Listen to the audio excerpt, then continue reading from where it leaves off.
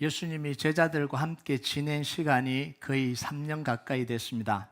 이 시간 동안 예수님은 제자들에게 많은 걸 가르쳤습니다.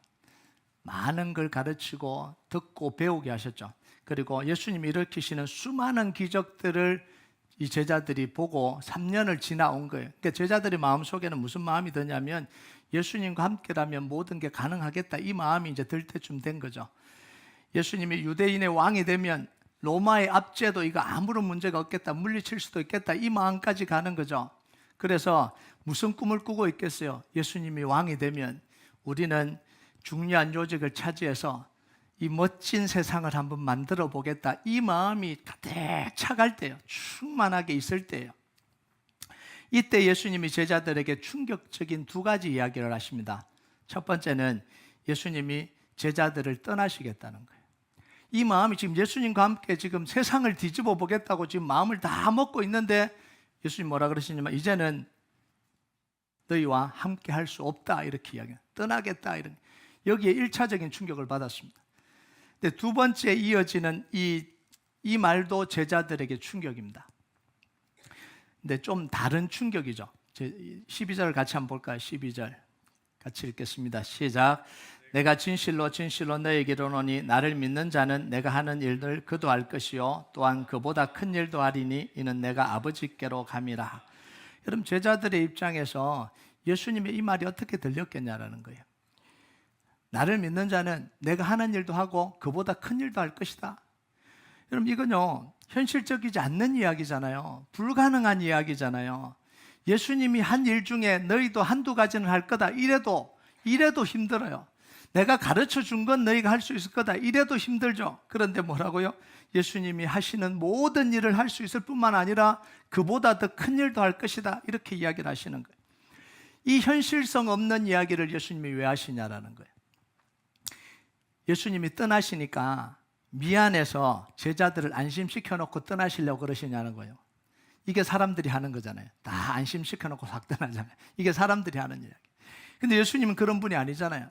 그러니까 예수님이 제자들에게 말씀하셨다라는 건 뭐냐면 진짜 가능하다, 이런 이야기입니다.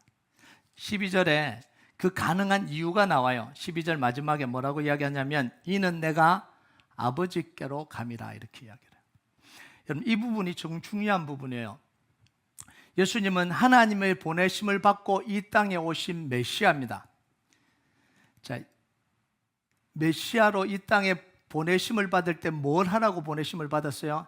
창세기 3장 15절을 성취하라고 보내신 거예요.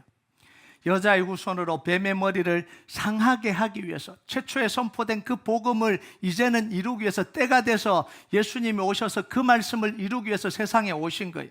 십자가에서 죽으시면서 죄와 사망과 사단의 권세를 다 멸하시고 하나님의 뜻을 온전히 이루셨습니다. 그래서 우리의 모든 죄가 사해졌고요, 하나님과 우리의 관계가 회복이 됐고요, 사단의 권세가 다 깨어졌습니다. 이걸 다른 말로 표현하면 뭐냐면 아담이 죄와 불순종으로부터 잃어버렸던 하나님의 대리 통치자의 권한을 완전히 다시 회복시켜 주셨다는 거예요. 이게 예수님이 십자가에서 이루신 일입니다. 자, 앞으로 예수님은 하나님이 이루신 일을, 보내신 일을 다 이루고 다시 하나님께로 돌아가겠다, 이렇게 다 이루었으니까 이제 돌아가겠다, 이런 거예요. 이게 뭐냐면 제자들을 떠나시겠다, 이런 이야기입니다. 자, 그런데 예수님이 제자들을 그냥 떠나시는 건 아니에요. 하나님이 자신을 메시아로 이 땅에 보낸 것 같이 제자들을 하나님의 통치자로 세상에 보내시겠다라는 거예요. 이게 예수님의 메시지예요. 그럼 요한복음 17장 18절과 22절 한번 읽어볼까요? 같이 읽겠습니다. 시작. 아버지께서 나를 세상에 보낸 것 같이 나도 그들을 세상에 보내었고 내게 주신 영광을 내가 그들에게 주었사오니 이는 우리가 하나 된 것 같이 그들도 하나가 되게 하려 함이니이다. 하나님이 예수님에게 제사장과 선지자와 왕의 권한을 주셔서 이 땅에 보내신 것처럼 예수님은 십자가를 통해서 다시 우리에게 하나님의 대리 통치자의 권한을 다 회복시켜 주셔서 뭐예요? 세상을 향해서 왕과 제사장과 선지자의 역할을 하도록 우리를 파송하신다라는 거예요. 이게 베드로전서 2장 9절이잖아요. 너희는 택하신 족속이고 왕같은 제사장이고 거룩한 나라고 소유가 된 백성이다. 이는 너를 어두운 데서 불러내서 기이한 빛에 들어가게 하신 하나님의 아름다운 덕을 선포하기 위해서 그렇게 우리를 임명하시고 파송한다, 이런 이야기. 그러니까 예수님이 떠나신다라는 것과 동의어는 뭐냐면 이거예요. 우리에게 이 일을 맡기시고 떠나신다라는 거예요. 그럼 그 권한이 무엇을 통해서 실행이 되냐면 예수님의 이름을 통해서 실행이 됩니다. 하나님이 예수님이 우리에게 주신 이 왕과 선지자와 제사장의 이 권한이 뭘 통해서 실행이 되냐면 예수님의 이름을 통해서 실행이 되게 하겠다라는 거예요. 여러분 13절과 14절 한번 볼까요? 13절과 14절 같이 읽겠습니다. 시작. 너희가 내 이름으로 무엇을 구하든지 내가 행하리니 이는 아버지로 하여금 아들로 말미암아 영광을 받으시게 하려 함이라. 내 이름으로 무엇이든지 내게 구하면 내가 행하리라. 예수님이 하나님의 보내심을 받고 온 예수님이 이 땅에 계실 때에 모든 걸 뭘 가지고 하셨어요? 하나님의 이름을 가지고 하셨잖아요. 하나님의 권세로 하셨잖아요. 그래서 하나님의 권세를 가지고 왔기 때문에 하나님의 권세를 가지고 이 땅에서 모든 기적을 행하신 거예요. 하나님의 이름으로 행하신 거죠. 그래서 늘 이 서기관과 바리새인과 종교 지도자들이 뭐라고 이야기를 해요? 무슨 권세로 네가 그렇게 하냐? 이렇게 이야기를 하잖아요. 그러니까 뭐라고 대답해요? 나는 하나님의 아들이다. 하나님과 내가 하나다. 이렇게 이야기하시잖아요. 여러분, 귀신을 쫓아내고 병자를 치료하고 복음을 전하고 하나님의 나라를 선포하신 모든 건 뭐냐면 하나님의 이름으로 하나님이 주신 권세로 그 일을 하신 거예요. 자, 그런데 그 예수님이 더 이상 세상에 계시지 않습니다. 이제 떠나시겠다라고 이야기를 해요. 자, 그러면 예수님이 하셨던 그 일을 누가 해야 되냐라는 거예요. 예수님께로부터 보냄받은 제자들과 우리가 해야 되는 거예요. 그래서 예수님이 하신 일도 해야 되고 그보다 큰 일도 해야만 하는 거예요. 할 수 있다, 하지 못한다 이게 아니라 원리상 보면 그 일을 우리가 해야만 하는 거예요. 그래서 뭐라고 이야기했냐면 내 이름으로 무엇이든지 구하면 내가 시행하리라 이렇게 이야기하신 거예요. 여러분, 그래서요, 우리가 예수님의 이름으로 기도하고 예수님의 이름으로 선포하면 예수님의 이름으로 마귀를 대적할 때 뭐가 나타나겠어요? 예수님의 권세와 능력이 나타나는 거예요. 여러분 믿으십니까? 이게 우리의 기도의 능력이에요. 이게 예수님의 이름의 능력입니다. 여러분, 예수님의 이 말을 제자들이 이해를 했을까요? 못했을까요? 이해를 못했죠. 여러분들 중에도 이해를 못하시는 분들이 계실까 두렵습니다. 네. 100% 이해를 못했죠. 예수님이 이렇게 또 자세하게 설명을 안 해줬잖아요.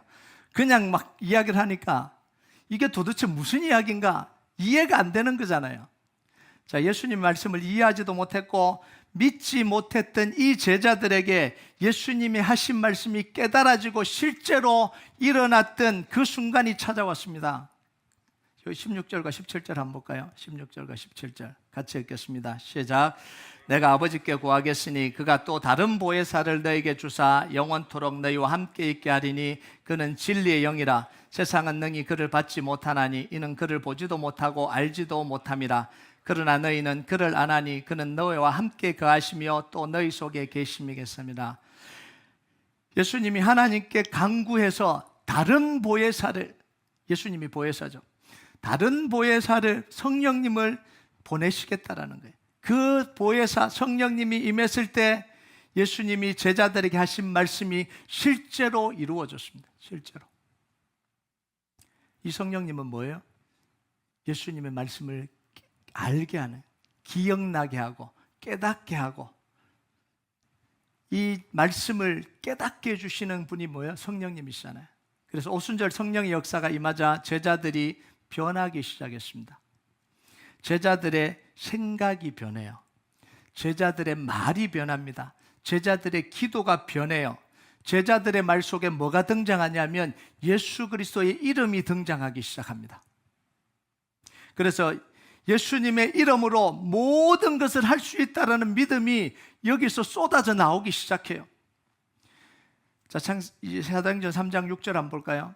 사도행전 3장 6절 같이 읽겠습니다. 시작.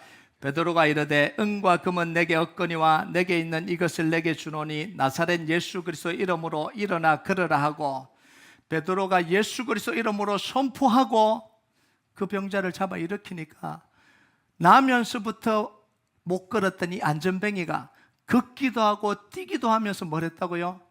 하나님을 찬송했다는 거예요. 예수님의 이름으로 고쳐진 이 안전뱅이가 걷고 뛰면서 하나님을 찬송했습니다. 13절이 그대로 이루어진 거잖아요. 13절에 뭐라 그래요? 너희가 내 이름으로 무엇을 구하든지 내가 행하리니 이는 아버지로 하여금 아들로 말미암아 영광을 받으시게 하려 함이라. 그대로 이루어진. 여러분, 이때부터요 제자들에게 성령이 임하니까 병자를 봐도 예수님의 마음으로 병자를 보게 되는 거예요. 귀신 들린 사람을 봐도 예수님이 보는 그 눈으로, 그 마음으로 이 귀신 들린 사람을 보는 거예요.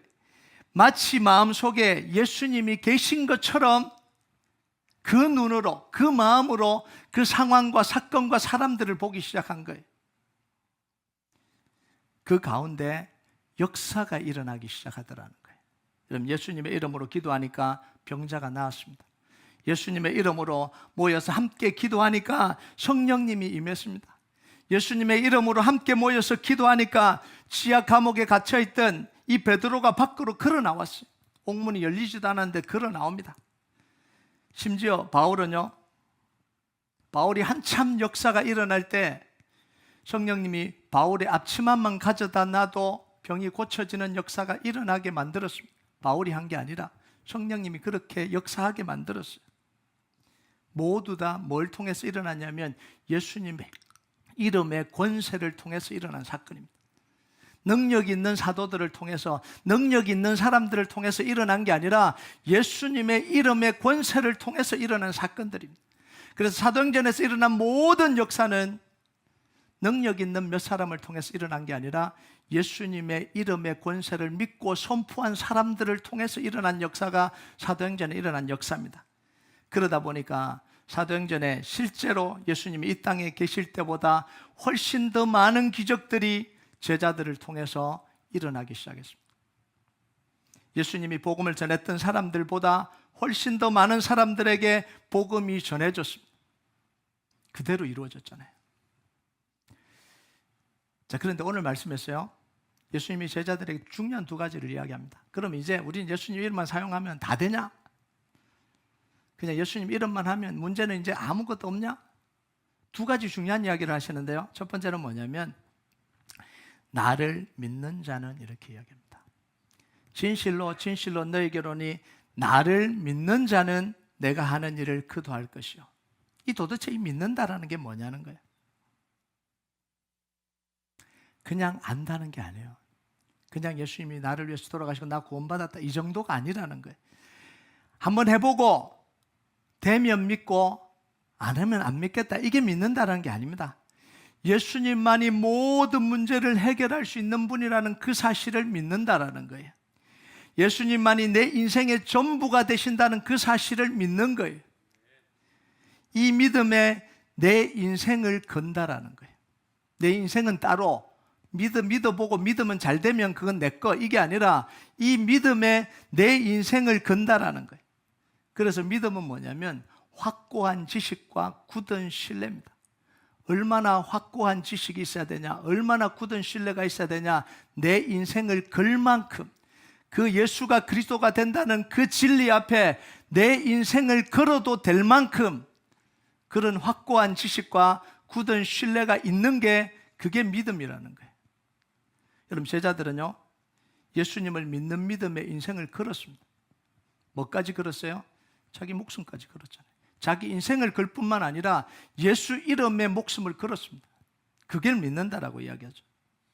그래서 예수님을 믿을 때 오는 이 기쁨과 행복뿐만 아니라 고통과 시련, 박해까지도 다 감당하겠다라는 거예요. 내가 예수님을 믿었기 때문에, 내가 예수님을 의지하기 때문에, 내가 예수님 이름의 권세로 살아가기 때문에 그걸로부터 오는 행복과 기쁨뿐만 아니라 박해와 고난과 시련까지도 내가 다 감당하겠다라는 거예요. 이게 믿는다라고. 이게 제자들이 보여줬던 믿음의 모습이라는 거예요. 여러분, 나에게 일어난 일에 따라서 언제든지 마음의 태도를 바꿔버리는 건 이건 믿음이 아니에요. 언제는 믿음이 좋았다가 언제는 믿음이 안 좋아지고, 이게 믿음이 아니라는 거예요. 예수님이 하나님을 믿고 십자가까지 가듯이 우리는 예수님을 믿고 우리 인생을 온전히 하나님께 맡기는 거예요. 그게 믿는다라는 거예요. 이렇게 하면 놀라운 일이 일어난다라는 거예요. 하나님이 약속한, 예수님이 약속한 그 일이 실제적으로 놀랍게 일어난다라는 거예요. 두 번째는요, 이 방향과 목표의 문제예요. 14절과 15절 한번 볼까요? 14절과 15절 같이 읽겠습니다. 시작. 내 이름으로 무엇이든지 내게 구하면 내가 행하리라. 너희가 나를 사랑하면 나의 계명을 지키리라. 자, 내 이름으로 무엇이든지 구하면 다 행하리라. 이건 개인의 목표, 개인의 욕심을 이루기 위해서 예수님 이름만 사용하면 그렇게 다 해주겠다, 이런 이야기가 아닙니다. 해봤잖아요. 내 목표를 위해서, 내 욕심을 이루기 위해서 예수님의 이름을 부르고 말씀을 적용하고 아무리 기도해봐도 안 되는 거 경험해봤잖아요.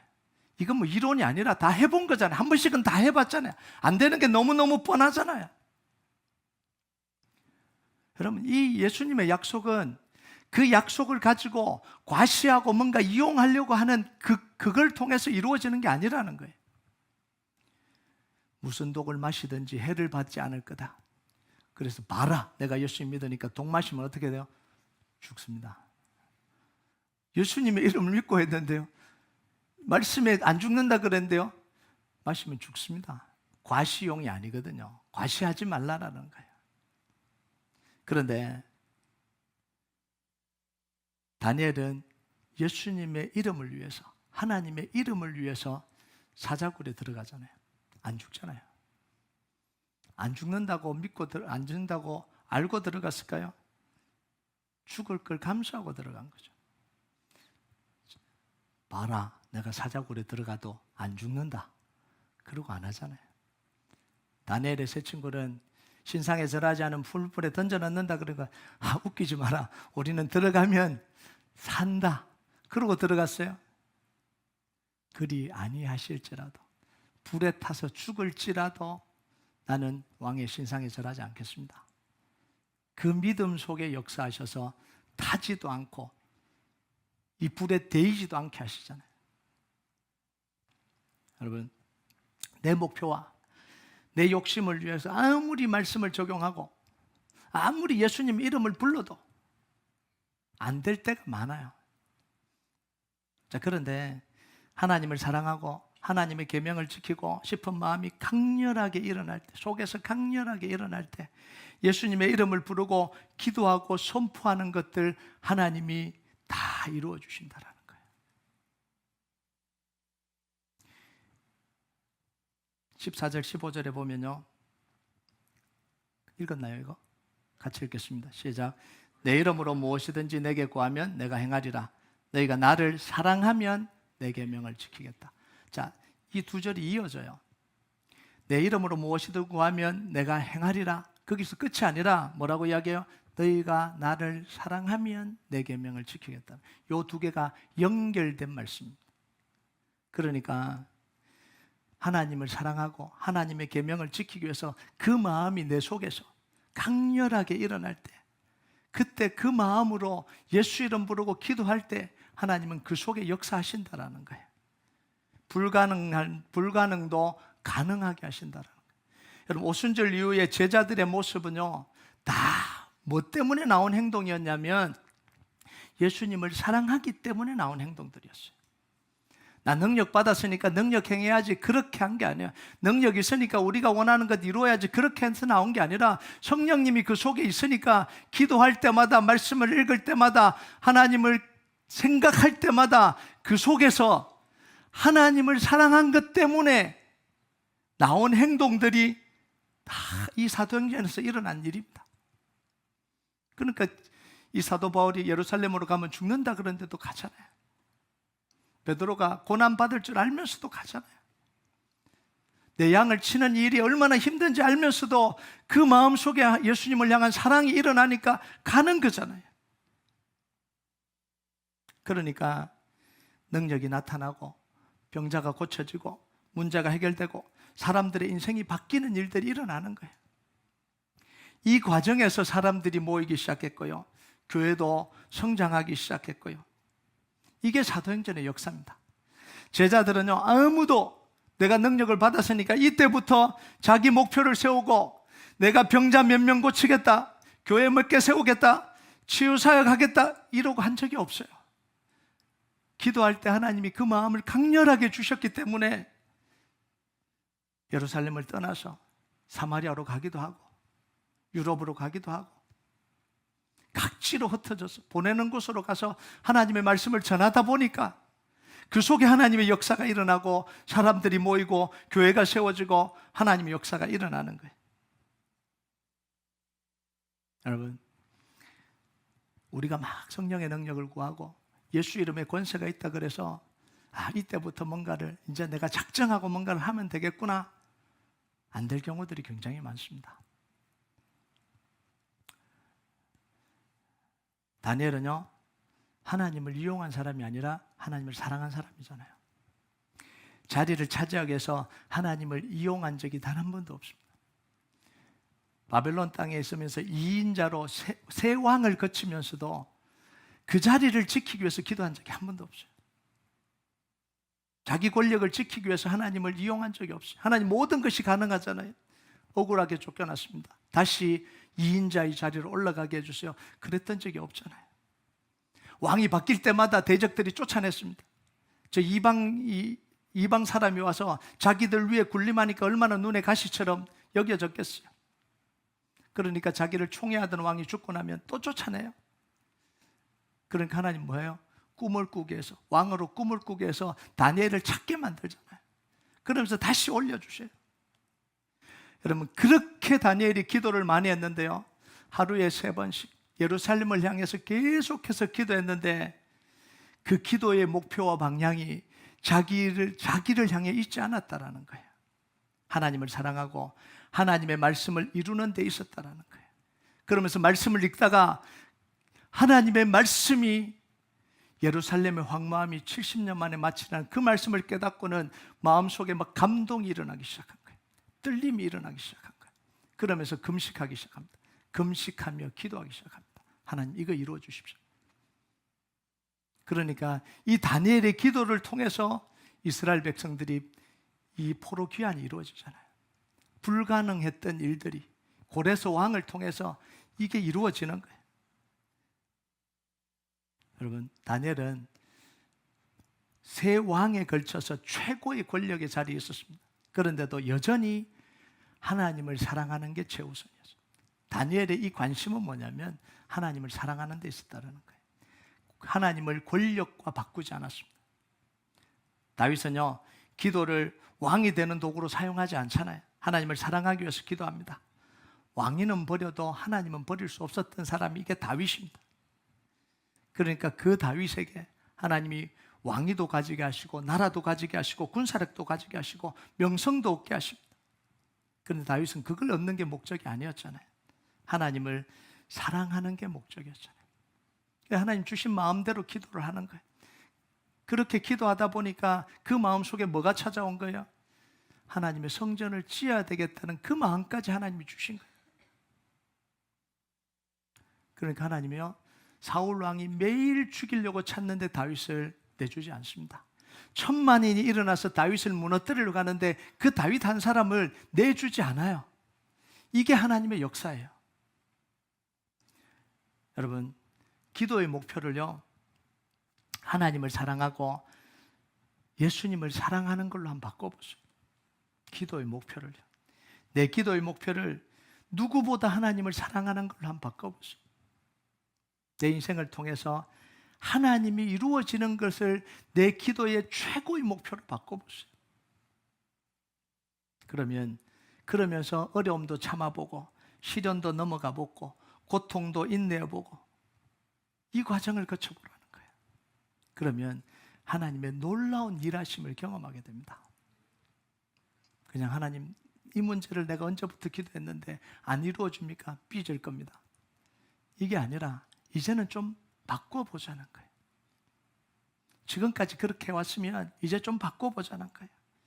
정말 내 삶을 통해서 하나님을 정말 사랑하고 나를 통해서 하나님의 나라가 이루어지고 하나님의 일이 이루어지고 하나님의 역사가 일어나는 것을 내 기도의 목표로 삼고 기도해보자.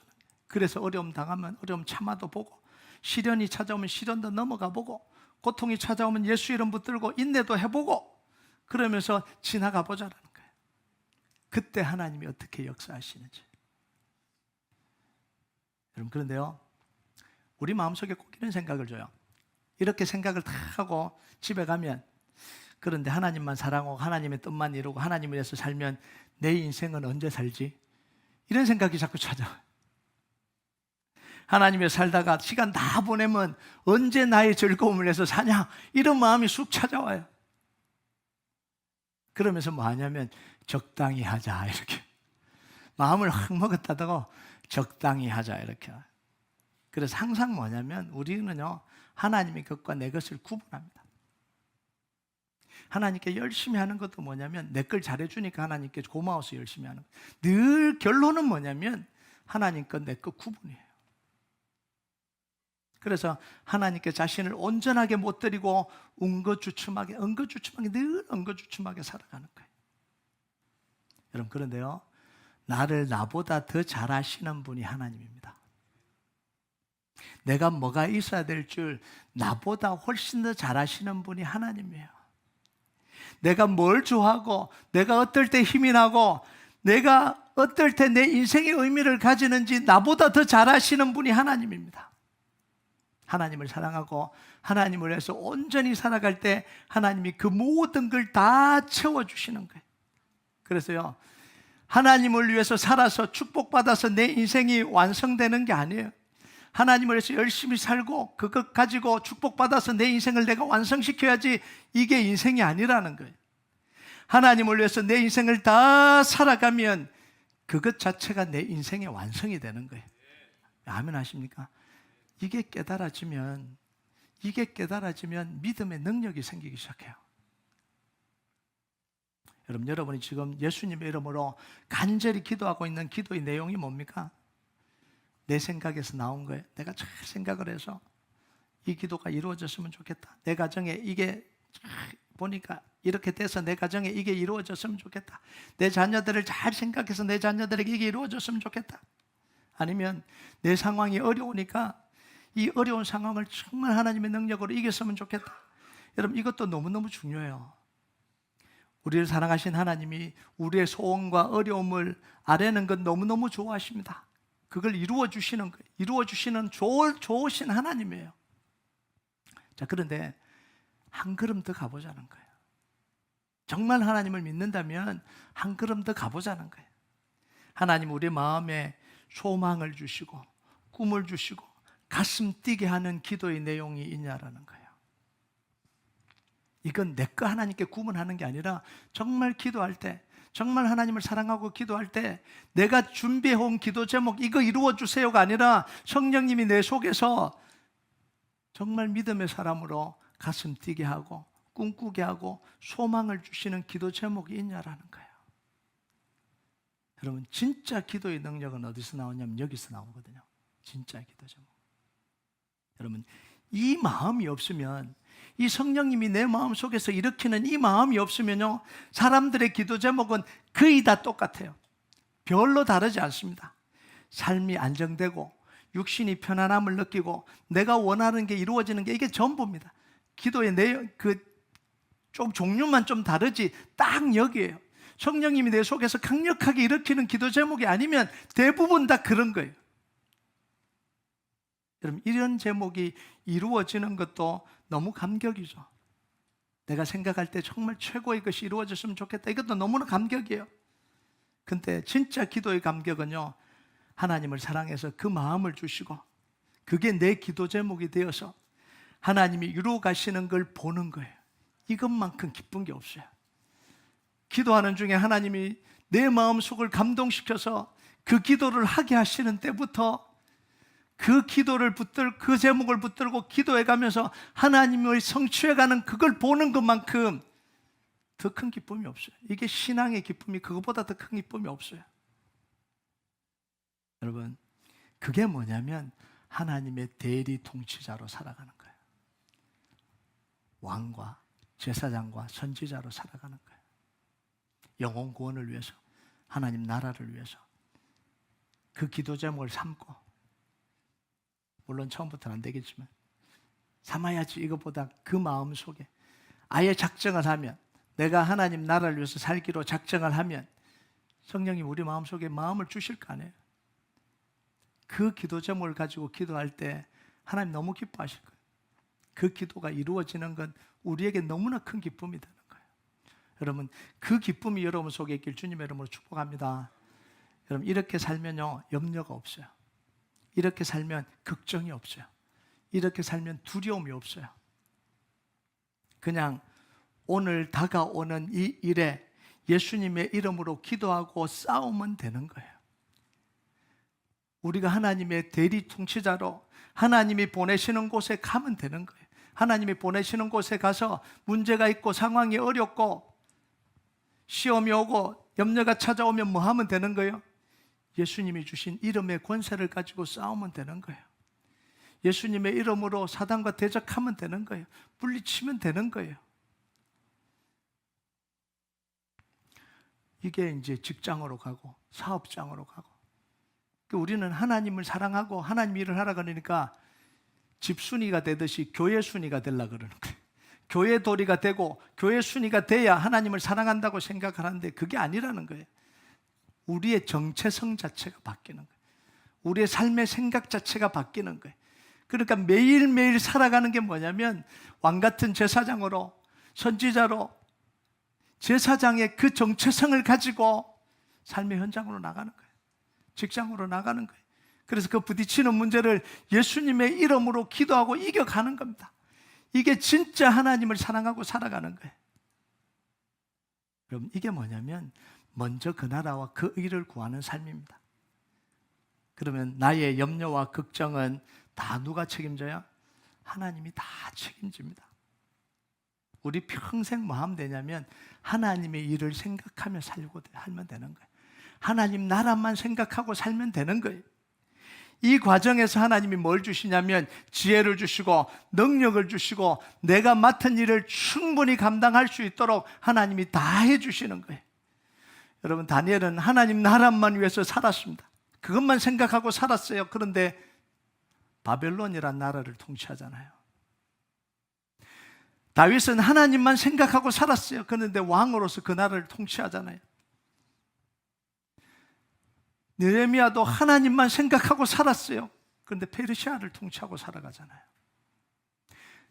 우리 속에요 이런 생각들이 너무 많아요. 하나님을 위해서 살아가면 너 미치지 마라, 작작해라, 이런 생각들을 많이 해요. 그럼 네 인생은 어떻게 사냐? 몰라서 그런 거예요. 하나님께 모든 관심과 모든 초점과 모든 마음을 다 맞추고 살면 하나님이 주시는 지혜가 와요. 하나님의 능력이 와요. 그걸 붙들고 사는 게 이 세상을 이기고 사는 겁니다. 여러분 속에요 정말 오늘 성령님이 그 마음에 감동을 주시길 주님의 이름으로 축복합니다. 여러분이 기도가 잘못됐다는 게 아니라 정말 하나님이 이 말씀을 통해서 우리에게 주시는 건 뭐예요? 성령님이 우리 마음속에 주시는 그 기도 제목을 가지고 자녀들을 위해서 기도할 때도, 가정을 위해서 기도할 때도, 교회를 위해서 기도할 때도 내가 세운 목표가 아니라 진짜 성령님이 주시는 그 마음을 가지고 그걸 기도 제목 삼아서 그 마음 주실 때 예수의 이름의 권세를 가지고 기도해 나가면 하나님은 반드시 그 기도에 응답하시고 그걸 이루신다라는 거예요. 모든 문제가 마찬가지입니다. 모든 문제 속에 내 생각으로 판단하지 말고요, 모든 문제와 사건 속에 성령님이 뭐라고 말씀하시는지, 하나님이 그 문제와 사건에 대해서 뭐라고 말씀하시는지 먼저 들으시고요, 그 주시는 마음으로 기도 제목을 삼으시기 바랍니다. 그리고 예수 이름 부르고 예수의 이름의 권세로 그 모든 문제를 이겨가는 축복이 있길 주님의 이름으로 축복합니다. 우리 같이 찬양하도록 하겠습니다. 이 찬양 하나님 앞 좀 같이 올려드립시다. 이 세상을 살아가는 동안에 나의 힘을 의지할 수 없으니 기도하고 낙심하지 말 것은 주께서 참 소망이 되심이라. 주의 길을 걸어가는 동안에 세상의 것 의지할 수 없으니 감사하고 낙심하지 말 것은 주께서 참 기쁨이 되심이라. 우리가 이 고백을 하나님 앞에 좀 올려드리겠습니다.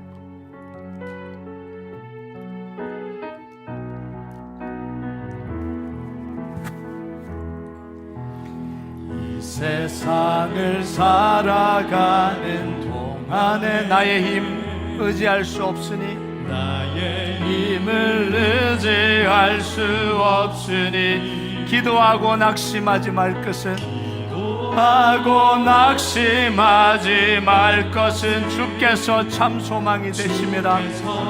참 소망이 되심이라. 하나님의 꿈이 나의 비전이 되고 하나님의 꿈이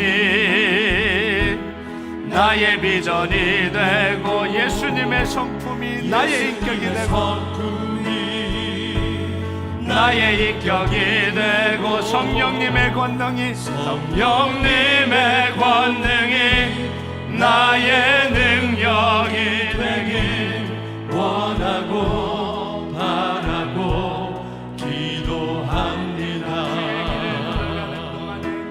주의 길을 걸어가는 동안에 세상의 것 의지할 수 없으니 감사하고 낙심하지 말 것은 주께서 참 기쁨이 되심이라. 하나님의 꿈이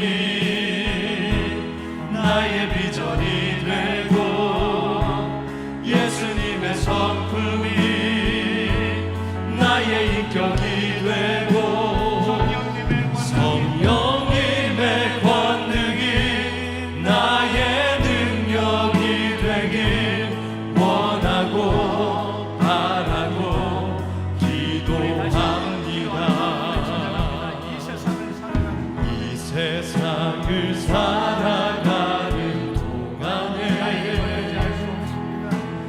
나의 힘을 의지할 수 없으니 기도하고 낙심하지 말 것은 주께서 참 소망이 되심이라. 주의 길을 걸어가는 동안에 세상의 것 의지할 수 없으니 감사하고 낙심하지 말 것은 주께서 참 기쁨이 되시리라. 하나님의 꿈이